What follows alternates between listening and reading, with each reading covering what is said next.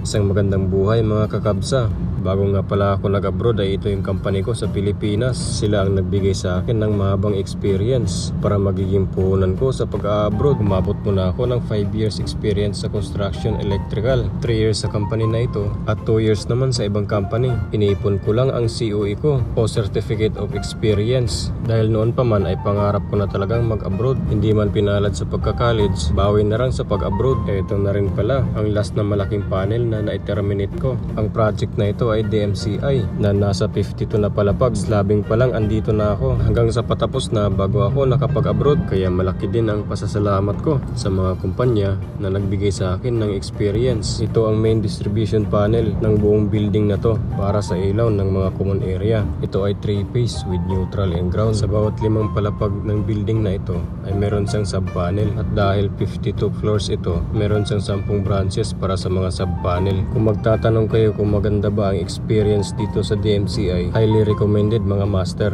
Napakasulit pagdating sa standard.